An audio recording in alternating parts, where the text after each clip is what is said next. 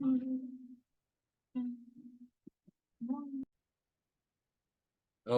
namaste and welcome everyone for today's webinar on the educational heritage of ancient India. We're Hindu University talking about our heritage and bringing it to you in the modern context. Our special guest today is Srimati Sahana Singh ji. It's a pleasure to have you on from Ithaca, New York in below 0-degree weather. Sahana ji, you want to say hello to our guests?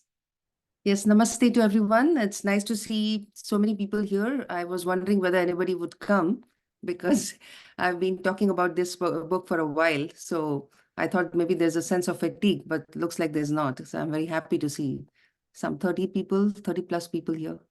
Welcome, namaste. Yes, great, great. Meena ji from Toronto, thank you. Vijay Sharma from Nashville, Tennessee. Madhav ji from Delhi, thank you for joining. Yes, yes.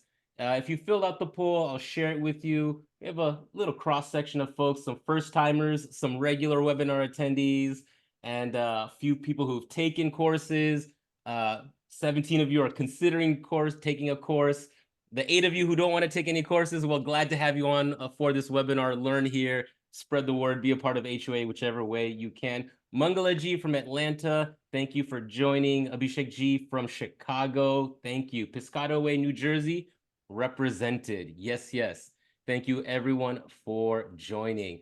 And so let me get started, just some background. And we know that the educational heritage of India is vast, right? We've talked about Nalanda University and Takshashila University or learning centers, but in this webinar, Sahana ji is going to take us on a journey across time when the land we call India now, or Bharatvarsha, was covered with educational centers.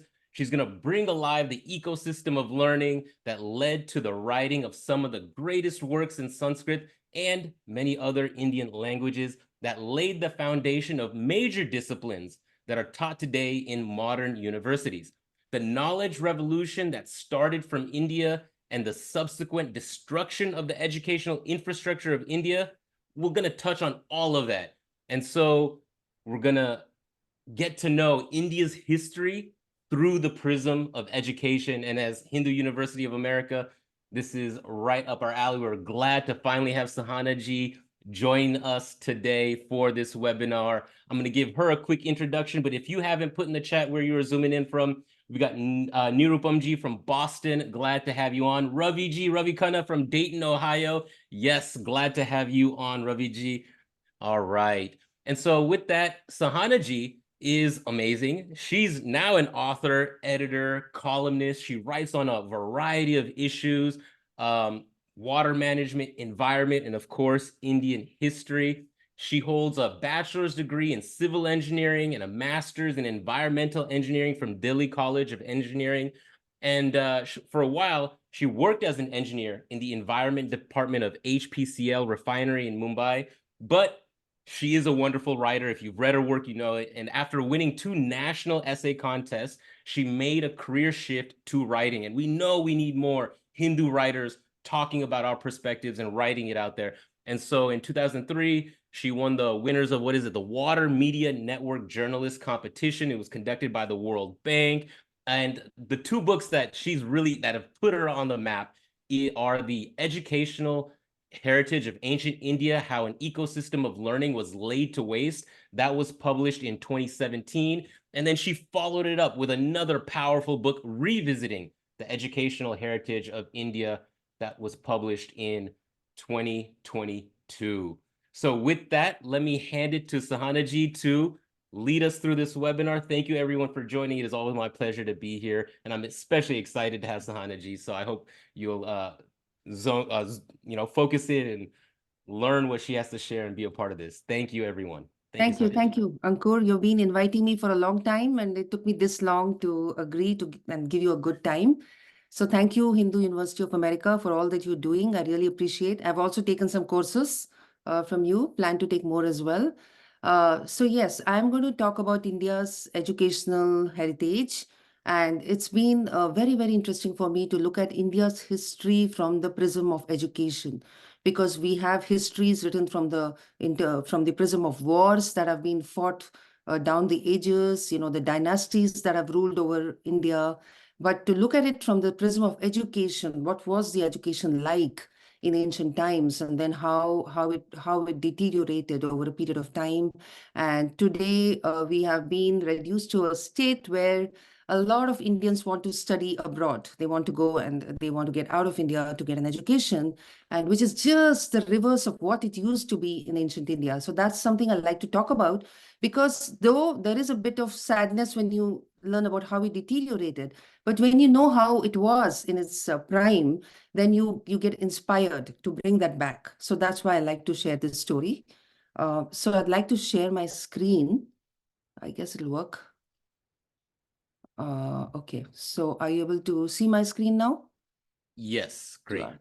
Okay, I just need to minimize this and then we are good to go. Okay. So this is the book that I have authored a few years ago, Revisiting the Educational Heritage of India. So the first book was just the Educational Heritage of India, and it was a very small book, less than 100 pages. It was like a summary. Some people say it was written in sutra form. And I was not too happy. I felt like I need to give more details on everything that I've written about in that book, which also meant I had to do a lot more research, spend a lot of time in libraries. And that's how I wrote the second book. And I'm going to share some of the things that are given in details in the book. But here I'm just going to give you a snapshot. Okay. So I want to highlight how in India there are so many institutions that are coming to us from antiquity, from thousands of years ago, and we have actually forgotten that these are ancient institutions. So we have an ancient tradition of formal, disciplined learning and teaching that attracted students from around the world. So today, what we see as the university system, the examination system, the admission process, whereby students are tested, all these things existed in India in the ancient education system already. So it's all these things are not new in India when you go back and read how people were getting educated. So they were important rites of passage to mark the educational milestones. There's so many of the things that we regard as religious ceremonies were actually just educational milestones. So we had the Vidyarambha, we had Upanayana, we had Samavartana. So Vidyarambha is the first time a child learns to write or traces the alphabet. That was a ceremony. It was important for both girls and boys. The very first time they trace an alphabet was something that was celebrated. Okay. And then Upanayana was when a child went into higher learning. That was again an elaborate ceremony. Samavartana, when a student graduated and left the educational institution or continued further studies, there would be a Samavartana. And again, a beautiful ceremony, which was far more profound than the graduation ceremonies that we have today in universities. We also had this concept of Guru Runa, where there was a debt that you owe to your guru. If you have got an education, you have been taught by one guru or many gurus, then you are in debt. So it's called Runa. And you are in debt and you have to pay it forward. So you have to go out and teach many, many more people and mentor people so that they can take that knowledge forward. Of course, you have to choose the right students to do that. So the interesting thing is that, we had this system where people who specialized in a certain subject were called by that name. So this is something very interesting that I found out. So those who specialized in yajna, who performed yajnas, knew all about how to perform yajna and the significance, they were called yajnikas. Those who studied Vyakarana, grammar, were called Vaiyakarana. So Vaiyakaranas were also, you had these terminologies which are embedded in the language itself, which shows how ancient it is. So those who studied Anu Brahmana were called Anu Brahmanis. Students studying Panini were called Paniniyas. Those who studied Apishali were called Apishala, those who studied Shakatayana. So these are gurus' works that they're studying, and they're called by the name of that. So the class was called by that name. This is a picture of the Hate Khodi ceremony, the Bengali version of Vidyarambha, which is performed during Saraswati Puja. It just was done a few weeks ago. And see, this is when the child is tracing alphabets on the slate, which is celebrated. This is a picture of Upanayana. Many of you would know that. It's There's a lot of significance to all the rituals performed in this ceremony. If only if you look at it with an open mind and understand what is being done. So this is another beautiful ceremony. Um, we must remember that in ancient India, education was very centered on nature. Nature was always a part of every subject. It was never taught separately. There was no subject called environmental sciences, environmental engineering, because it was environment, prakriti, which was sacred, was a part of every discipline. So there are many instances of higher truths being reached by observing something in nature. Okay, so like taking cows to graze, because gurus would often ask the students to take the cows to graze, come back only when they have all had their fill, or bring water from the well. So in all these tasks that were given to the students, there would actually be many realizations, and the students would be asked on what they learned from what they did. Profound concepts like the tree comes from the seed. So the tree is actually already in the seed, but it is not manifest. These kind of truths were reached by students merely by going out in nature and observing. Even astronomy, the night sky would be studied in detail, soil health, rainwater harvesting, all these things came from being in the midst of nature. Um, and humans were always regarded as a part of Prakriti. We are not the masters of Prakriti. We are not ruling over nature. We are just one of the species in nature. And Bhagwan is protecting everyone. And it's our duty to ensure that all the species are protected. So there was enormous value attached to education. This is just so fascinating that even today, when you look at how Indian parents are driving their students to study, of course, they are going to the other extreme, and there are some negative consequences of all the pressure they put on their children to aim for Ivy League universities, the top universities in India as well. You have to get into IIT, you have to get into IIM. Actually, this is not a modern phenomenon. If you go back in history, you will see that thousands of years ago, parents were pushing their children to get into Nalanda University, Ujjain University, various other top universities of the time. And we must also remember that there were two kinds of education systems. Most of us, we think that everybody was studying the Veda and Vedic education. But Vedic education was just for very few people, because not everybody wanted to learn the Vedas. And if you had to focus only on the Vedas, it's a very time-consuming thing. And if the revenue of the country would not come from the people who are studying the Vedas. So obviously, only a very small percentage of students would be engaged in memorizing the Veda perfectly so that it is passed on to the next generation.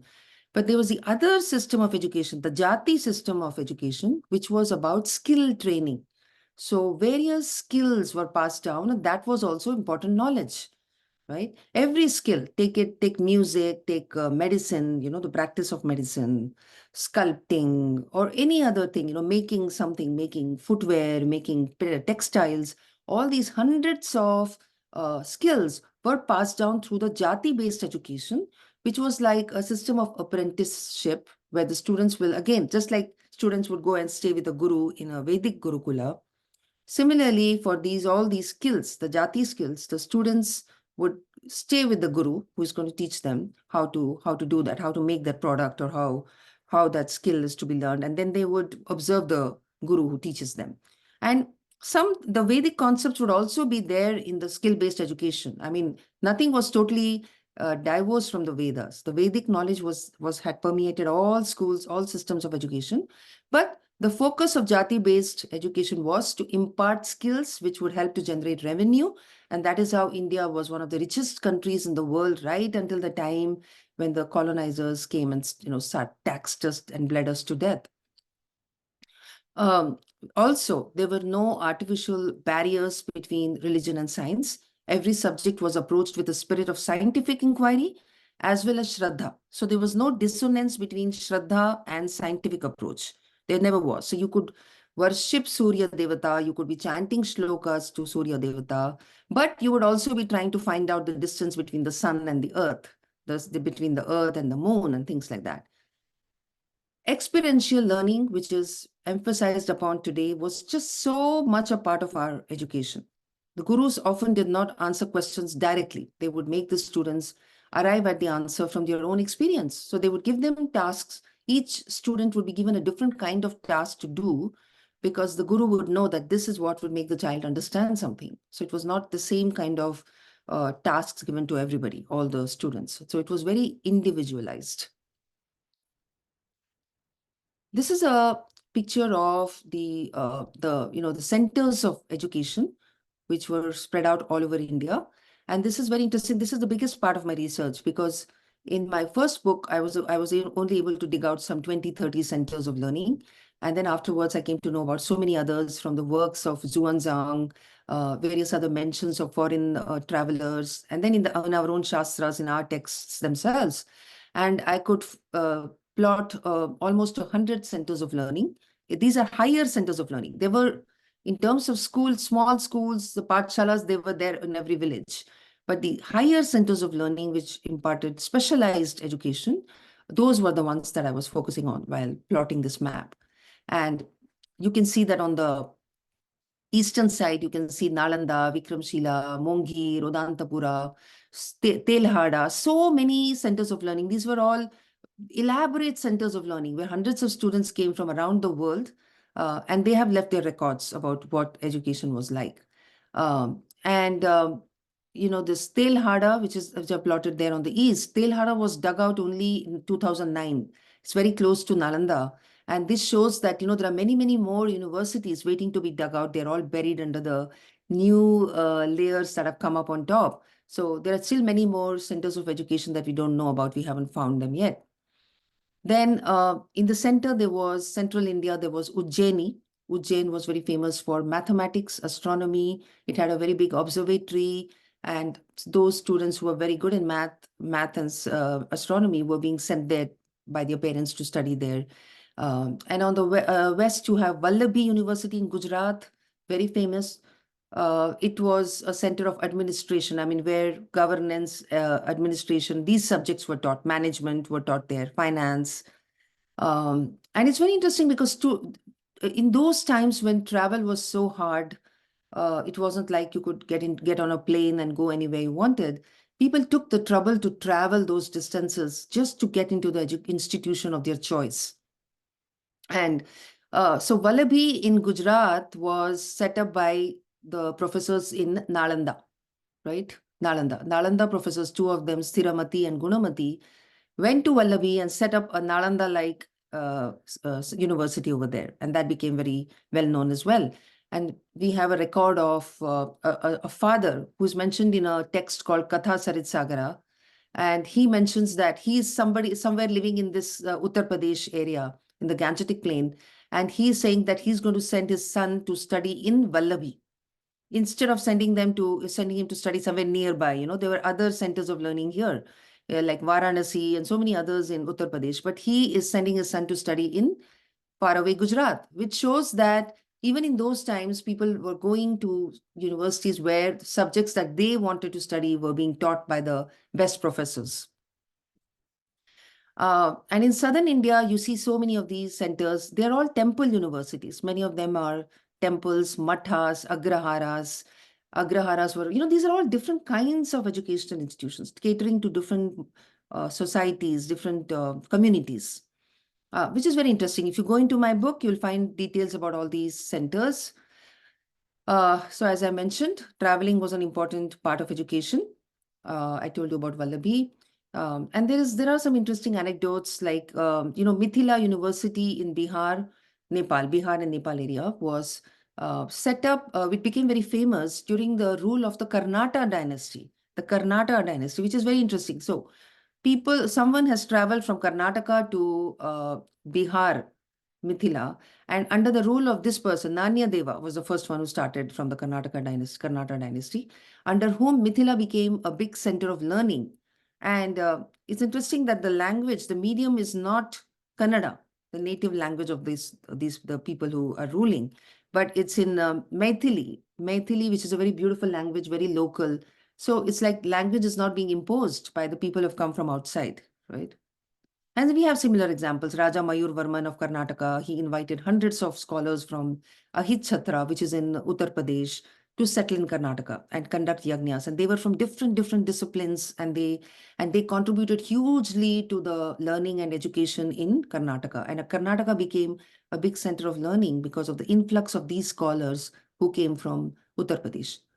And I, incidentally, am a descendant of one of those families that migrated at that time when Raja Mayur Varma invited 60 families in a certain period, 60 families. So if I go back and look at my family history, we are called Arvatoklu. Arvatoklu means 60 families in Kannada. So we trace our history to those 60 families who came in the 4th century common era from Ahitchatra in UP to Karnataka. And then they settled there, they married there, and they set up their educational institutions. So this is so interesting. India's educational, the muscle has been built by all these scholars who migrated, settled down, took roots. This is a very big highlight of Indian society, where our ancient Indian society, which has got eroded to a great extent today, but even today you find glimpses of that when you see it in language, or you see in the way teachers are treated. Teachers were the most respected people in society, and the entire society supported them financially, emotionally, personally. If any teacher needed anything, the whole society would step up to help them. So the seekers of knowledge were freed from the burden of earning a livelihood. So the teachers, all their needs were taken care of. It was important that teachers should lead an austere lifestyle. They could not be living in, palatial bungalows and behaving like the other varnas. They were supposed to be very frugal and devote themselves only to teaching. And that is how they got so much of respect. So donations to teachers and educational institutions was considered the highest order of merit. That if you have donated to an educational institution a big part of your wealth, then your name would be etched in everybody's memory because, oh, he gave so much money to this Pathshala, Veda Pathshala, and so on. And kings, that's how kings used to also make a good name for themselves by donating land to gurus to build centers of education. And there was a very special relationship between the guru and the shishya. So this is, if you read our shastras, our itihasas, there are enough number of examples of this special relationship between the guru and the shishya, which is very heartwarming. The guru's role was to ensure that all the talent of the student comes out. The student will, his true nature, he should also get self-awareness. Because remember, in India, it was always about every knowledge had to ultimately lead to self-awareness. And so the guru would constantly be challenging the student to go to that level, to first become excellent in whatever he's doing in the sciences, in the shastras, but then slowly raise the consciousness to a point where he becomes or she becomes more and more self-aware. So there was a flourishing ecosystem of learning in India because since everybody honors teachers and students, obviously the whole society was very conducive for setting up of new universities, new temples where the money of the temples would be used for learning, not just for taking care of the deity, not just for giving food to the pilgrims, but also have a good education being imparted in those temples. So the spirit of rational inquiry was very well developed. So since I told you, there's no clash between religion and science. So physical phenomena were observed closely, then rules of logic were applied to speculate on their causes. Logic, the Nyaya Shastra, was a very important subject of study being offered in most of the universities. And some universities were especially good in that, like the Mithila University in Bihar, the Nadia University in Bengal. These were very good for studying logic, Nyaya Shastra. And debate was also a tool of learning. And we can find references to Tarka Vidya, the science and art of logic in many, many texts. And debate tournaments used to be organized, which were very well attended because people would want to know how each scholar is putting his arguments forward. And not just male scholars, female scholars also would be part of debates. They could be judges. So we have the example of Adi Shankara, Mandana Mishra. Adi Shankara and Mandana Mishra's debate is considered to be very important to study. And in that, you will see that the judge is a woman. So women were also highly educated. So when these intellectual tournaments happened, scholars came from around India, around even outside the borders of India, just to take part in the tournament. And the kings would richly reward the scholars who spoke well, who made their points well, who won the debate eventually. And they would often be given rewards and taken around in the city in a chariot so that people would know that these should be our role models. I include this slide because I want to mention the names of the gurus of ancient India to whom we owe so much, like Kanada, Sushruta, Charaka, Aryabhata, Varahamihira, Brahmagupta, Bhaskaracharya, Panini, Patanjali, Pingala, Bharata Muni of Natya Shastra fame. So these are all the gurus that have laid their foundational imprint on almost every scientific discipline that we are studying today in modern times. Science, medicine, math, language, art, music, philosophy, water management, and I'm discovering new disciplines every day. When I go back into the history of these disciplines, I find that they lead back to India. A quick slide on, I don't know how I'm doing on time. Uh, I just want to tell you about Brahmacharya, which was a very important institution. Brahmacharya was about self-control, about controlling every aspect of yourself, whether it is sleep, food, thoughts, everything.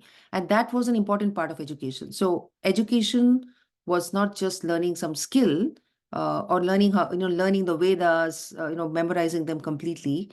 The society would evaluate you on your brahmacharya, on whether you have that excellent self-control on yourself, whether you don't get provoked when somebody is rude to you, or you don't give in to greed, you don't give in to some big bribe given to you. All those things, character building was a very important part of education, and that came from brahmacharya training.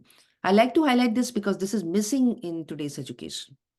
Brahmacharya is also includes sexual control, controlling your sexual desires, and these were taught in a very scientific way by the gurus.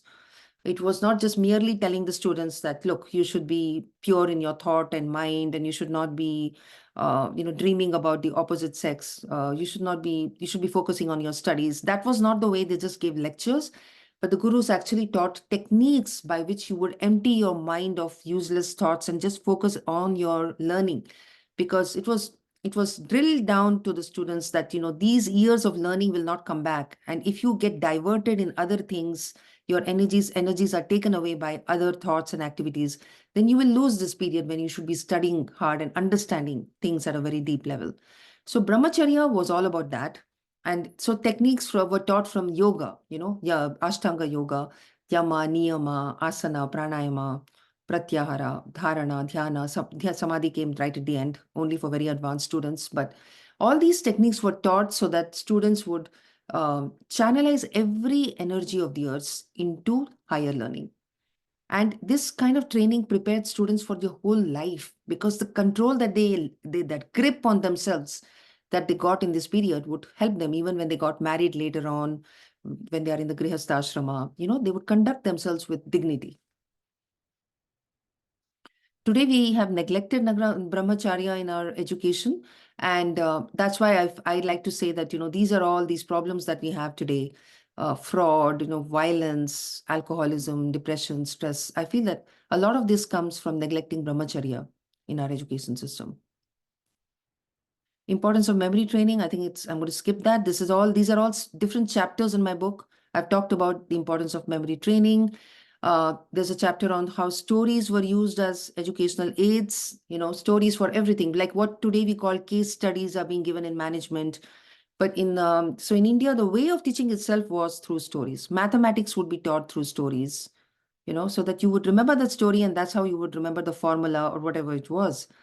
Panchatantra Panchatantra stories were later, they traveled around the world. They went from India to the rest of the world, and they were repackaged as Aesop's fables and so on. And they also taught some very, very important concepts, which actually come under the discipline of Niti Shastra. So imagine a very complex subject called Niti Shastra, which people study in advanced learning in higher institutes. But those have been turned into little stories so that even younger children get a glimpse of Niti Shastra in their childhood, and they kind of know all these things. And when they go to college, That's when they learn the theory behind all those stories, and then they learn it, and they feel that sense of familiarity that I know these things already, and that's because it has been told to them as stories. That's a very interesting pedagogical tool that was used in India. Games were used as educational aids. Um, I'm sure that some of you listening here know that this is the ancient snakes and ladders game, which was not just a game of snakes and ladders like today, where people just move the pieces around. They throw the dice, whatever number comes on the dice, they move by that many spaces. That's the way it has been reduced to that kind of playing by the British when they took this game to England. But the way the Indians played it was that each square had a virtue or a vice on it, a guna, some good and some bad. So if a player lands on a square with a guna like satya, dharma, right, karuna, then that person would ascend on a ladder and go to a higher number. And if somebody landed on a square with the krodha, kama, right, which are all negative traits, then there'll be a snake waiting to swallow them up, and then they would go to a lower square. So in this way, just by playing a simple game, moral values were being inculcated in children without lecturing to them, hectoring them. And this is just one example of a game that has come from India. When the British took this game, they stripped it of all the values and they just made it a game of numbers. And chess came from India. Chess is a game of strategy, which is a very profound game. It was compulsory learning for those who were in the ruling class, those who were in from royal families. They all, both the princes and the princesses, they all had to learn chaturanga because that's how they would know. They would think 10 moves ahead. Remember queens? We had a lot of queens in India who take over the reins of leadership whenever it was needed. And then so that training in chess, in chaturanga, and various other shastras would help them in governing. Then playing cards came from India. Playing cards also, the game of cards with all their colors. They taught so many things like permutation, combination, various other things were taught through cards. So games were used enormously, in a very widespread way to teach different things. So this is an infographic from my book, a very important one, which a lot of people find very useful because the longest chapter in my book talks about how Indian knowledge went to the rest of the world. So in the center, you see India with a lamp and how India's knowledge. And this happened because so many scholars, so many students came to study in all the universities in India. And there were difficult admission tests. And once they got their degrees, they would also take the manuscripts back with them. So that's how so many of our manuscripts are found in China, they're found in Japan, they're found in Southeast Asia, they're found in Western Asia, so many of them. At the same time, our scholars also traveled. So we have record of Indian travelers who went to Indian scholars who were invited to Baghdad, because Baghdad, which was being ruled by the Khalifas in the period of early Islam, they were very, very eager for India's knowledge. So Indian knowledge of medicine, the Charaka Samhita, Sushruta Samhita, it went first to Baghdad, where it was translated into Persian and Arabic. And then later on, the Europeans, when they conquered the Islamic lands, they took that knowledge, they translated it to Latin. All the details of this are in my book, which is the longest chapter. How Indian knowledge went to Japan, how the knowledge of Sanskrit united Japan. That was something so interesting. How when Sanskrit was taken to Japan was not as united as it became later on. But when education was standardized with the help of Sanskrit education, that is when they got united. China took so much knowledge from India. They literally got hundreds of scholars from India to go and settle in China, set up the departments there, and they gave them new names. The Chinese names were given to them when they moved there. They married there, they settled there. And in fact, the emperors of China would give every kind of incentive so that they would not go back to India. A lot of anecdotes. Then I come to the chapter in my book which talks about how Indian universities were brutally attacked starting from the 10th, 11th century. So this is the famous destruction of the Nalanda University by Muhammad bin Bakhtiar Khilji. And this appears in a very famous book by Huntington, in which you can see Bakhtiar Khilji has killed everybody. All the scholars are lying dead there. the Buddhists as well as the Brahmin scholars, everybody is lying dead. Everybody has been killed, and the library is being burned. And then somebody has given some book because he wants to know what's in that manuscript there, and he's just looking at it and he can't understand what's in it. But nobody's there to tell him what is in it because they're all dead. This is a very poignant picture. And this is exactly the scene that unfolded in so many universities. So all those universities you saw in the eastern part of the map that I showed you, they were all destroyed in that time. Then this same thing, this happened in the West as well. Vallabhi University was destroyed. Ujjaini was destroyed. I mean, it was a dance of death. It was literally like knowledge was physically assaulted. A lot of scholars fled carrying whatever manuscripts they could. And so we have the evidence from the Tibetans, because Vikramshila University in Bihar had a lot of scholars who had ties with Tibet. So they fled to Tibet carrying some manuscripts. And when they went there, they wrote down everything about what they had seen with their own eyes, the eyewitness accounts of the destruction. You will find it written in Tibetan books. And eventually, I mean, this is a long story of destruction. You will find it all in my book. I'll not go into the details. And after that period came an even worse period in terms of destruction of knowledge, which was the period of British imperialism, when the British spread their tentacles over different parts of the world. Of course, the other European colonizers captured other parts. And so the British defeated all the other Europeans who had landed in India before them.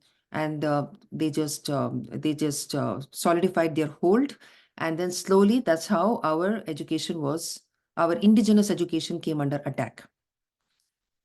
Now, one of the things that they did was to change the medium of instruction. When the British came to India, they changed the medium of instruction to English over a period of time when there were a lot of debates in the British Parliament on whether they should do that or not.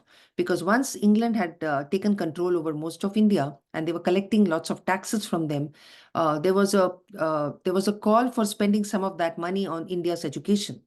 And that's when this whole topic came up about which language should that education be in. And they realized that they could not dominate India unless Western education was imposed on the masses, because there was a convenience attached to having English-speaking natives. Then, a lot of discussions, a lot of missives, letters were exchanged in which the British parliamentarians and the governors are discussing about this. And one of the discussions was that the sepoys, remember that the army that the British used to rule over, to conquer different territories of India, the army people were all, the sepoys as they were called, were all Indian. Only the commander would be British whenever possible, but the soldiers, the foot soldiers were all Indian.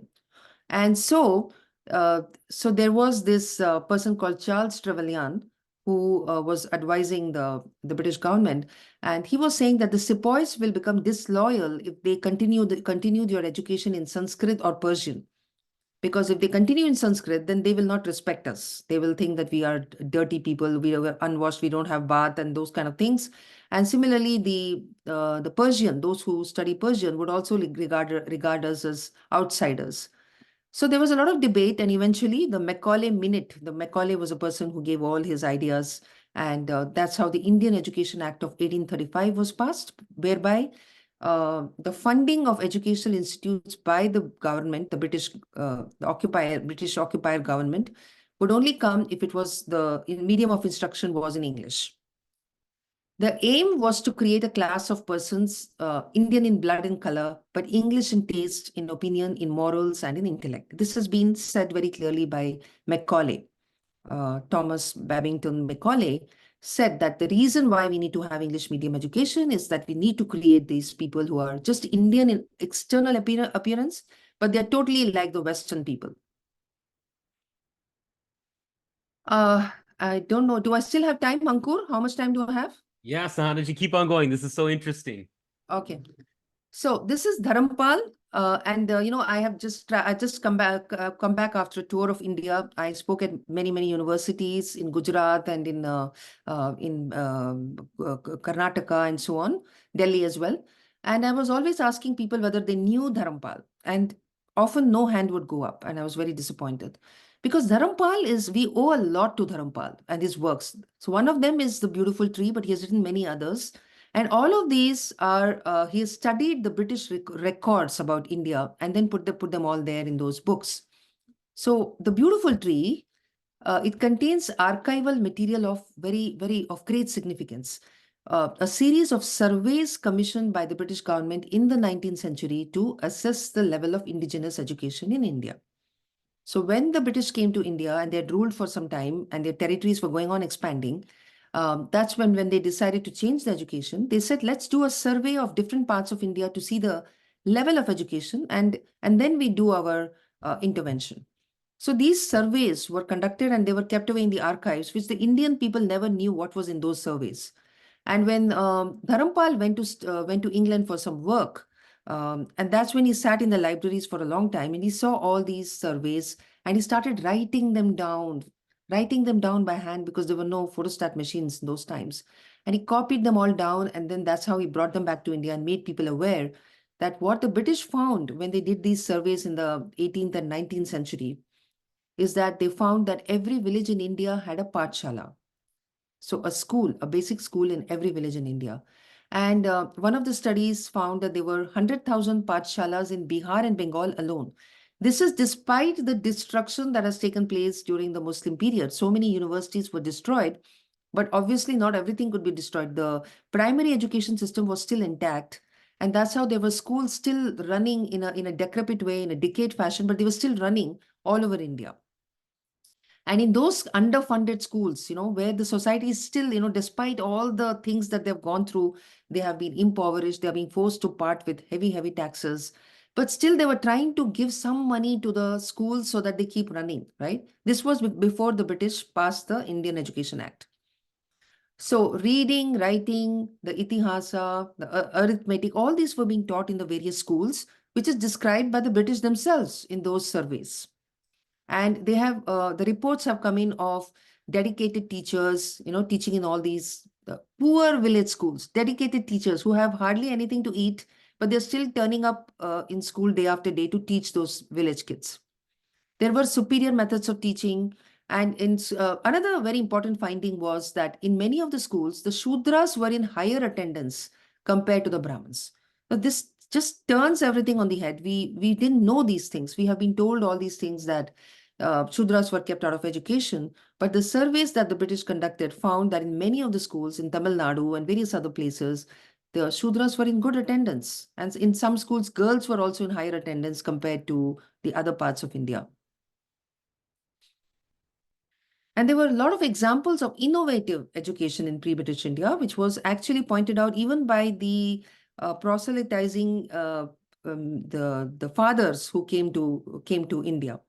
So one such example is Reverend Robertson, who observed an unusual manner of conducting examinations in Bengal. So he talked about how it's very interesting. And we in England, remember in those times, England was highly illiterate. When British people were interfering with India's education, back in their own homes, education was very low and only a very small percentage of people were educated and going to colleges. Most people the only thing the book they had ever seen in their lives was the Bible. So Reverend Robertson, who came to India and he traveled a lot in Bengal, he was very impressed with the manner of examinations whereby the children from different schools were collected on one day of a month. They were all collected in one place. And then the top student of one school would ask a question to the top student of another school.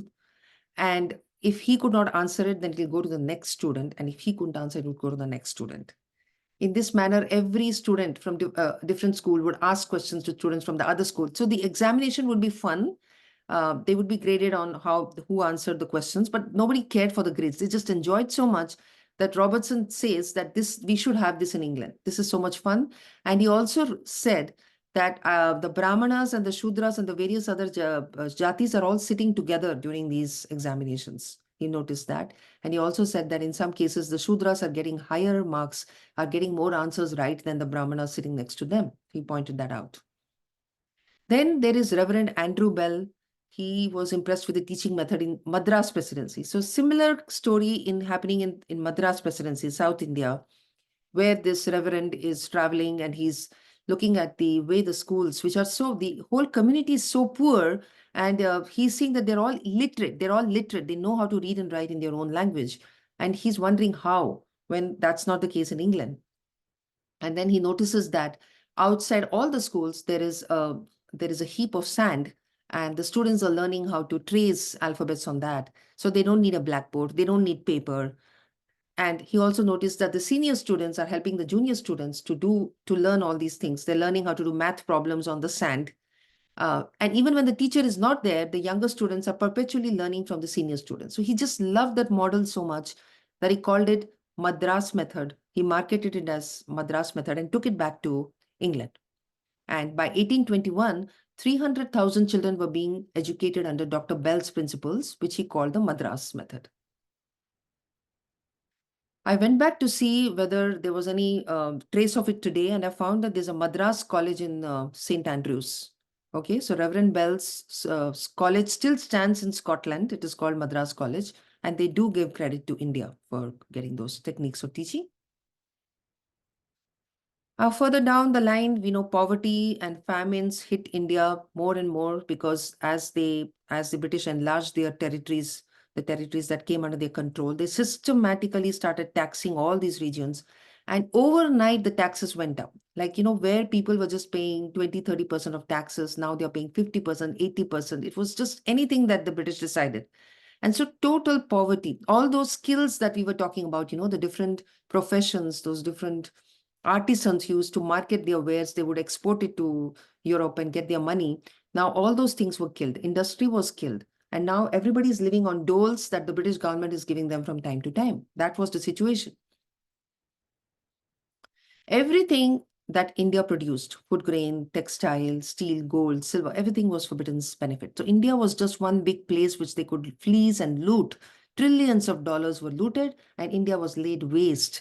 And that whole education system that I talked about, the dreamlike education system, was all gone. There was no food for teachers and students in the pathshalas. Poverty was like an epidemic. The district collectors, the role of the district collectors was to fleece the citizens. They would go from their only job given to them by the British government, by the British Parliament in England, was that keep traveling, go amongst the people and see how they are getting their revenues or where is their money coming from, and make sure that they are giving a big part of that to the government. That's all that they did. And in this way, temples were also fleeced. Earlier temples, which were centers of learning, which were giving free food to the people, all that was stopped. The British told them, you can't do that. You have to pay taxes to us and we will decide who will get what. You can't be giving free food to people. So that's how all that was struck off. Mother tongues were relegated to second languages. And so we have Gandhiji's famous quote where he said, the British have left India more illiterate than it was just 100 years ago. He said that, and the British were very upset when he said that. Even today, India is fighting illiteracy, which came from those times. And by the end of the 19th century, most of India's indigenous industries were wiped out. The flourishing artisans had turned into farmhands because there was nothing. That's the only way they could feed themselves. The balance between industry and agriculture was gone. Education was no longer a priority. Now, there are some British people who have left records which show that they are feeling sympathetic towards the people whose education has been destroyed. So I've highlighted all those quotes in my book, like by Campbell. The second bullet point, look at this. In every Hindu village which has retained its old form, I'm assured that the children generally are able to read, write, and cipher. Cipher means to do math. But where we have swept away the village system, as in Bengal, there the village school has also disappeared. So Ludlow said this in British India. We have all these records. So quickly as I come towards the end of my talk, what can we take from our educational heritage? Because this question comes up. What do we do by knowing that we were so great, we had all this heritage? I think, number one, we need to become grateful inheritors of our own educational heritage. We should know that there is a legacy that we have. And when I travel in India, I tell them that their curriculum must include a brief history of every discipline. So that civilizational pride is inculcated, right? And actually that applies even here in America. They should have a history of all the disciplines, and they should tell the people that so much of knowledge has come from India. Because honoring, for the Indians especially, honoring our Pitrus and Gurus has been a time-honored tradition. And if we don't do that, it's not right. That Guru Runa is not discharged if we do not give credit to those gurus.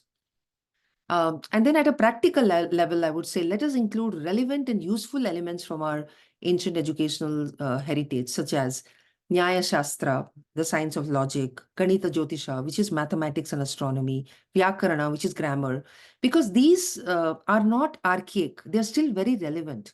And when you study these Shastras, even in a simplified form, you'll find so many nuggets of wisdom, so many techniques, so many bulbs will get lit up in your mind when you study these subjects. So I always tell them that they should bring back these subjects and courses should be started. In a way, it has started already. Many have started in India as well as here. Hindu University of America is also doing the same thing, bringing back those shastras so that we can delve into that knowledge. And I feel that we will find relevance for them even today. And the other way it helps us is by becoming decolonized. We get our own lenses to view the world. We get our drishti to look at the world, our Bharatiya drishti. And it also makes us unique.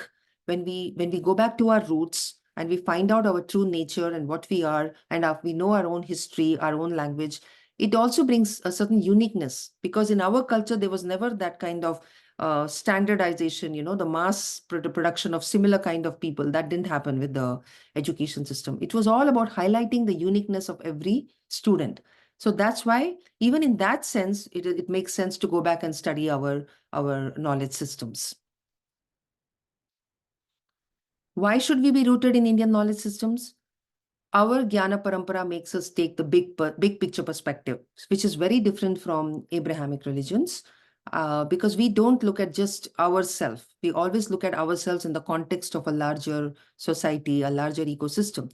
We see beyond our body, our state, country, boundaries, and we reflect on all the connected systems, which is good for humanity. So this is one very practical reason why we need to study, why we need to be rooted in our knowledge systems.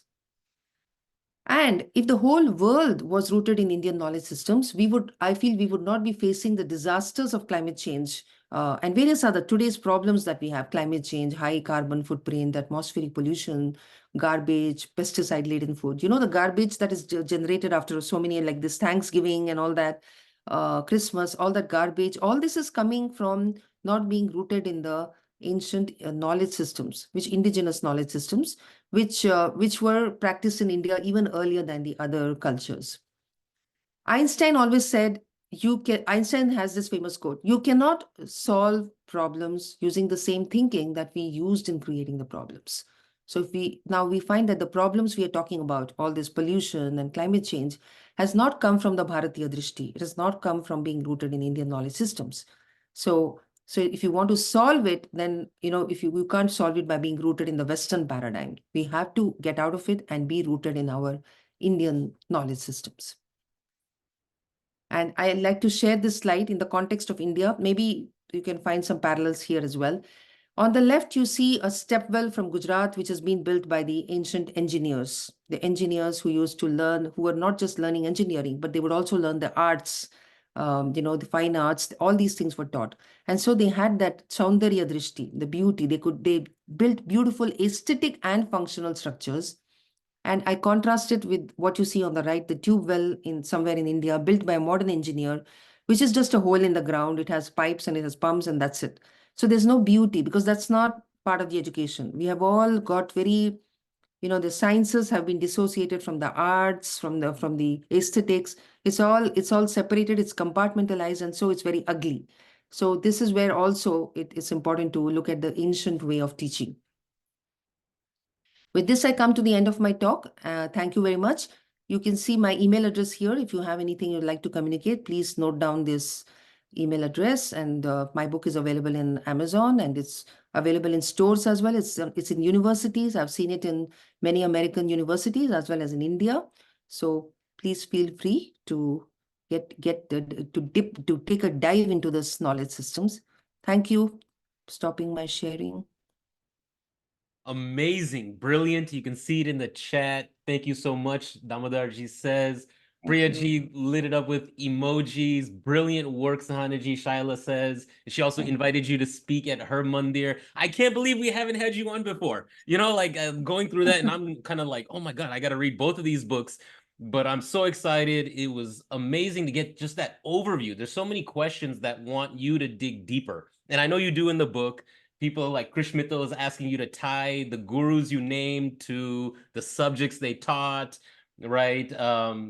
Chris G is Chris Mittal is gonna read your book. Great. If you have questions, put them in the Q&A box, not the chat. That would be easier for us to go through. I still have as much time as you have, maybe Sanji, maybe 20, 30 minutes. We can go to the half hour or however you feel. And we'll I try think I to have about 20 minutes, 20 to 25 Perfect, minutes. perfect. So we'll try to get through your questions. Um, Banchaji from Seattle, thank you for joining. Binduji from Boston, thank you. Priya from DMV area. Chris Mittal from Orlando. Jagdish from Redmond. Dilip from Maryland. Thank you everyone for joining so far. Let's get into the questions and answers. There's so much to this, right? That I'm excited. And is Amazon the best place to get your book, or where is the best place to get your book? Let me drop it Well, in the it's chat. available in Amazon. It's about, I think, $20 or so, $22 on Just drop it Amazon.com. in the chat for the audience in case they'd like to. And I think there's an e-version of it available in India, the Kindle version. But Indians say in India, I don't know why the Kindle version is not available. Yeah. So you just went and gave this presentation to places in India that you just talked about. How was that? Tell us about that. And we'll get into the questions from the audience and just the context, right? Your journey, how you got into it, how you're here, and where you see it going. And maybe if you're interested, I think I'll run a poll. I think you should teach this as a course at Hindu But University that's of exactly what America. I'm planning. I'm planning actually even for India because I just came back from this trip to India. And I talked about this in various universities. So they are very eager for me to turn this into a course. So I'll go back and I'll make this into a course and go back. So did you ask me how I got into this? How I started writing about Yeah, just this? the Was whole that your journey question? and trajectory. And then I'm Okay. personally curious because I follow you on Facebook and I saw you in India and giving these talks and the little snippets, just Yeah. all of that. If you could share with the audience a In little bit. India, this time my trip was special because when I was speaking at IIT Dharwad, which is in Karnataka, and I was showing them the map where all these centers of learning, and then one of the professors told me that this place that you have mentioned, Degao, on your map, is not very far from where we are right now, and so you should probably visit. And he told me some details about temple there, and so I just took off. I just took a taxi and went off. I took an Uber and went and then explored. It was so beautiful.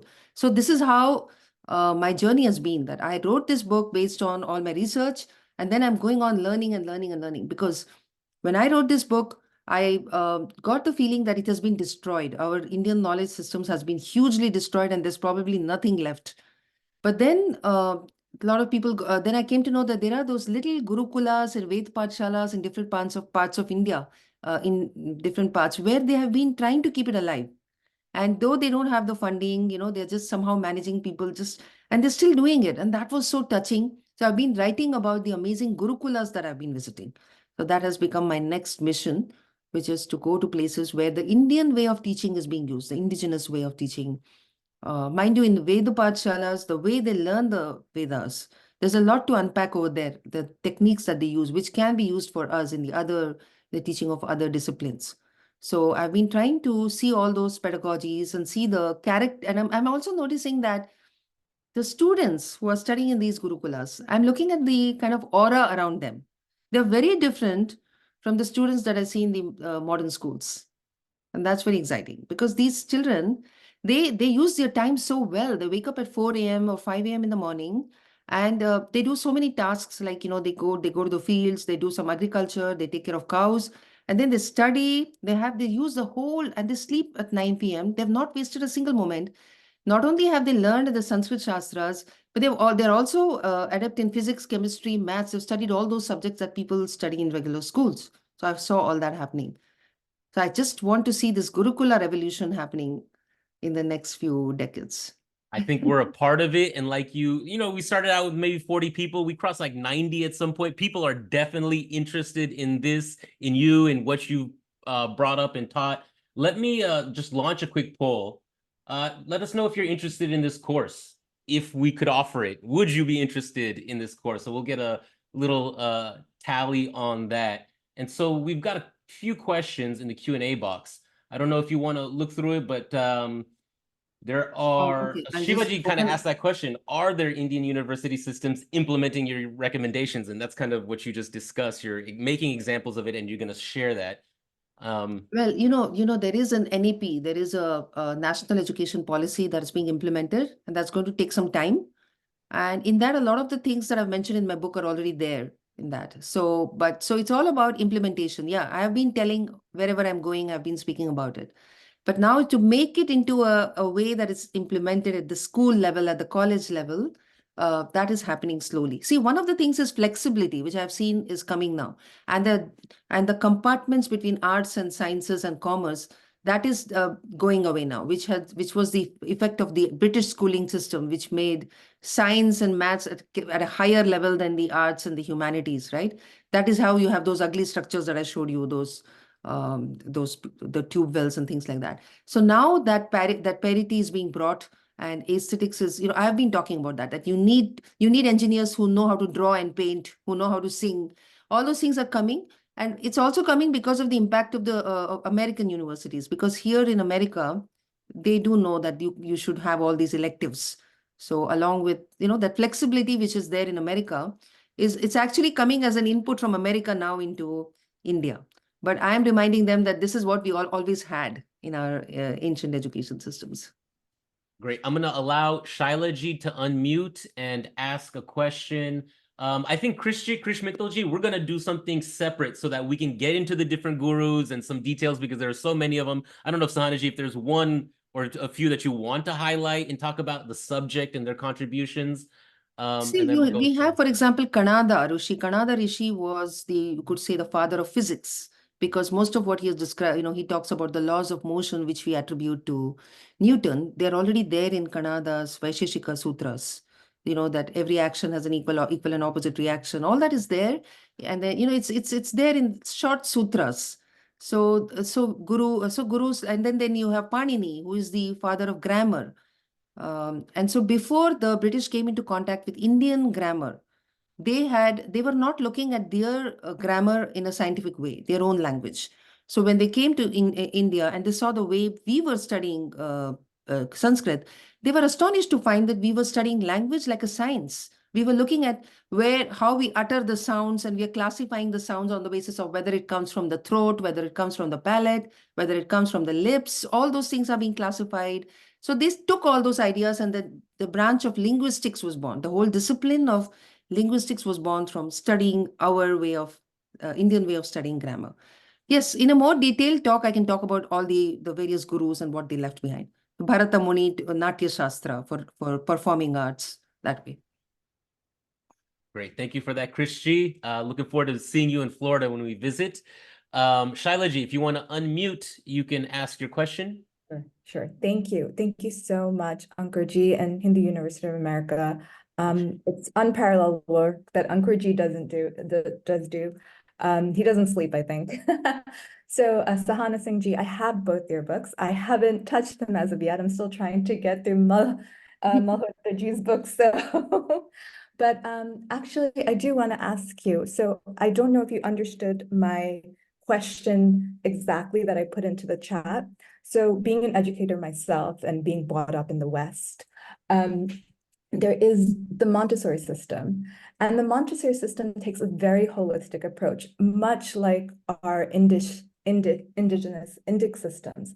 Now, I've heard through a few articles, and actually people who are teachers and educators as well, that Montessori system was actually stolen from our Indic and Hindu scriptures and heritage. And I don't know if you know about that, or if you have any research on that, and if you could elaborate. I do also want to know if you can briefly summarize what was your methodology to do this type of research, because it's so in-depth, it's so beautifully done, and it's done in such a way, it's so precise that you can actually link and trace your own heritage to either Karnataka, like yourself, which I also have roots in. So that's very cool. I didn't know you had roots in Karnataka. So, and yeah, it's been a pleasure. And I think HUA should definitely have you to do a longer panel and maybe a course.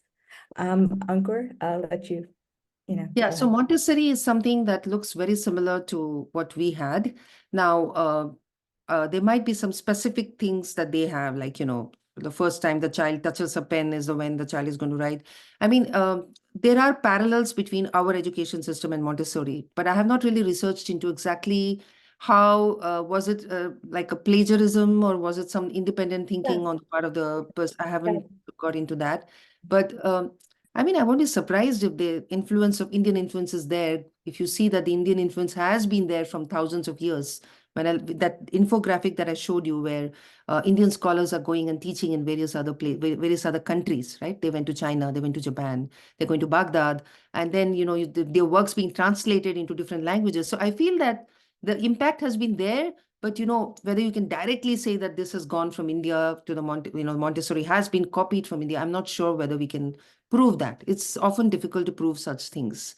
What was the second question? It The was second question was, what was your research methodologies for both your books? Yes. so. I mean, it was essentially, I just went deeper into. So I knew about Nalanda. So Nalanda was destroyed and things like that. So I tried to get everything possible I could get on Nalanda, which is available in English. So Chinese, like the Zhuangzang's autobiography, whatever he wrote, it's been translated to English. I got hold of as many autobiographies as I could, and the biographies, and tried to study them. That was one very important way. All the scholars who came to India and observed India, the travelers to India, I tried to read their works in the original and see what they have said about India. I went back to the meanings of the Sanskrit Shastras, where, so to get exactly how something is being taught in the Indian way is very difficult, because, we don't find actual manuals giving you the pedagogy. So Yes. you have to infer it from the stories, that this is how they are teaching something. This is what they're doing, right? So it was all about, it was a mix of everything. I was trying to learn Sanskrit on the side so that I don't have to look at the translation. Then when I would find something which I couldn't understand, then I'm getting in touch with the top scholar in that area, and trying to understand a lot of things. It's a lot of time spent in libraries, in British library. I spent a lot of time, the UT Austin, and where my daughter was studying. So getting whatever materials I can get on that subject, and then seeing what is common among them all, that trying to find the triangulation where, everybody's saying the same thing. Uh, and wherever I found a reference to an educational center, that here I can see the ruins of an educational center. Any traveler who says that, I would pick on that and try to get more on that. So that's how the places that I've plotted in the map. In some cases, there's just one reference. There's one British traveler who's saying that it looks like there used to be a great university here, which seems to have been destroyed by the Mohammedans, just like Kashi, something like that. This guy is saying, a person called Friar. So I took that, and then I realized that this place was a center of education. Okay. And that's how but more research is needed. I'm not saying, I mean, Absolutely. I would this is love to just be your the research assistant. You can take me on. I'm an educator in the West, but I'm very into Indic sciences and arts. So if you want a free research assistant, I'm here. Yeah, that'd be fun. Yeah, we do. And I feel that we need people who read Chinese, who read Persian. We definitely need them, because a lot of our manuscripts are lying in China, in Japan, because these are colder countries, Japan being colder, more Sanskrit manuscripts are preserved in Japan than in India. I mean, they're in better condition, the old ancient manuscripts. So millions of manuscripts of India are outside India. We just have a fraction within India. Yeah, and I can definitely tell you about the curriculum within the West, because I've been both in, university level and elementary level. So it would be a great exchange of thought and processes, and to see and track exactly and pinpoint, because I think it's like a mystery, something that I've been on back and forth. And for my biggest aspiration is to give this back to our next generation, to not lose that track. So that's why being part of a Patashala, or being part of each community center, Hindu community center, or different mandirs or temples is so vital. And I think everyone should do that. I think what HUA is doing by bringing such people like you, Esther G, and others, I mean, Kalyan Vishwanathan himself is, he knows so much. But to do that is building and reinvigorating our Hindu ecosystem, something that has profoundly been lost. Coming from the South, I would say some of these things are still there, but I see the dilution and I see the erosion of it a lot. And we have some great people in the West as well, HUA being amazing, Nilesh Okji, and so many people. So thank you, Dhanyavad, Pranams, for all the work that you do. If it weren't for you, and if it weren't for HUA and Ankur G for doing all this, that transmission of learning and culture would not still be inculcated today. So presently I'm talking to you because of that, because of my heritage. So I'm very, I can't put words together, but my heart smiles, that's all. Thank Great. you. Thank you so much for that. Appreciate it. Sheila, not Shyla, sorry, the spelling got me, right? No, it's Shyla, which is the Indic root, because I did my Okay. research. Well, thank you so much. You got a lot of emojis. I think you voiced what a lot of people were feeling.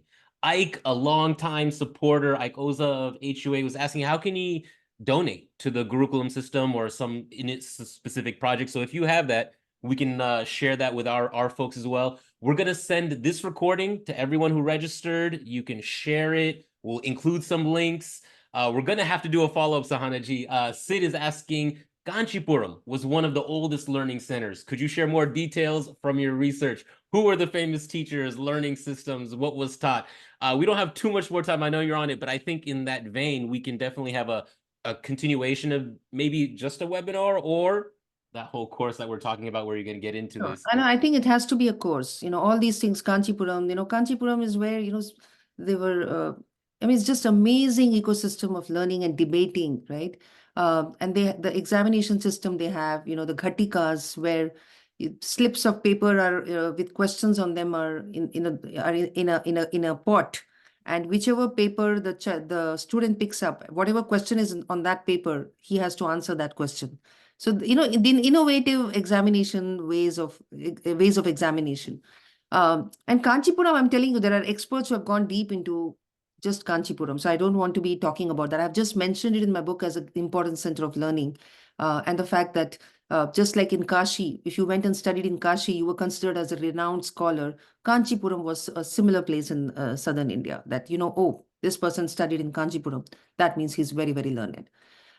There's an interesting anecdote, in Zhuangzhang is talked about people faking their degrees even back then, and that was so hilarious. And he's written that he met people claiming that they studied in Nalanda, but actually they're not studied in Nalanda. And that was so funny, and how he was able to expose those people. So even back then they had those things, and then they had coaching centers where people would study for the entrance examination to the various universities. That also existed back then. I see one question where somebody is asking if I live in America. I do live in the US, but I spent a lot of time in India. So last year I spent about 5 months in India and only 7 months in America. That's because, as I told you, I travel to a lot of Gurukulas, and yes, a lot of them need financial help. So I hope that eventually I have a list of the big Gurukulas or the Gurukulas which need to be funded all over the map, and I'm able to plot them on the map and tell people that this is where this Gurukula is excellent for teaching these kind of subjects, and all those things. Information about the Gurukulas plus the funding that they need.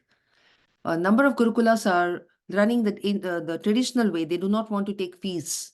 So they want people to donate, just like the society donated in ancient times. So each person would donate not just for his child's education, but the other children's education as well. So that is the model they want to follow. So then it becomes a bit difficult for them to often be self-sufficient, right? And especially if it's a Gurukula where students have to stay there and they are going to be fed there, they have to sleep on the floor, they have to be there, then there are a few more challenges. Many of us don't want to send our children to these kind of Gurukulas because our children are used to luxury. But I was pleasantly surprised in Telangana. I found a Gurukula where somebody has come from Seattle. A little boy has come from Seattle and is totally staying there, sleeping on the floor and learning the traditional way. He's learning the Vedas and he's learning the other subjects. His mother has also come over there and she's taken a small house nearby so that she can meet him from time to time.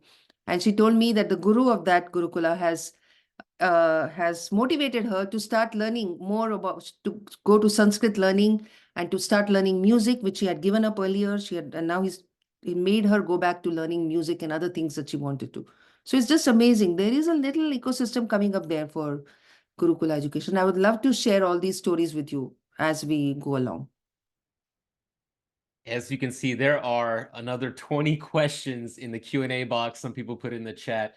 We're not going to get to all of it this session, but I promise you we will have a follow-up. We will continue this partnership. Sahana ji, it is my pleasure to host you for this webinar. Finally did it, and we're going to do more of this. So with that, I had that poll. If you didn't fill out the poll, try to look for it, click it, let us know if you're interested in this course. 16 people said yes, definitely. 14 people said maybe. So we will pick this up again for sure. Ankur, So can you Sahana ji, send me? closing thoughts. If you want to take any other questions, I hand it to you. No, Ankur, can you send me all these questions because I have not been able to read all of them. And then if I need to answer any of them, I can send it to you. Yeah, my closing thoughts are yes, this whole topic is very inspiring because we are in a state of amnesia. Like we don't know what has happened in the past. We are like leaves that don't know that they are part of a magnificent tree. So we need to, if we are leaves and don't know that we are part of a big tree, that's living a very meaningless life. So I think we need to go back and connect to our knowledge systems, enrich ourselves because it gives us a lot of joy. It also gives, it's a reservoir of wisdom for us, even in your personal life.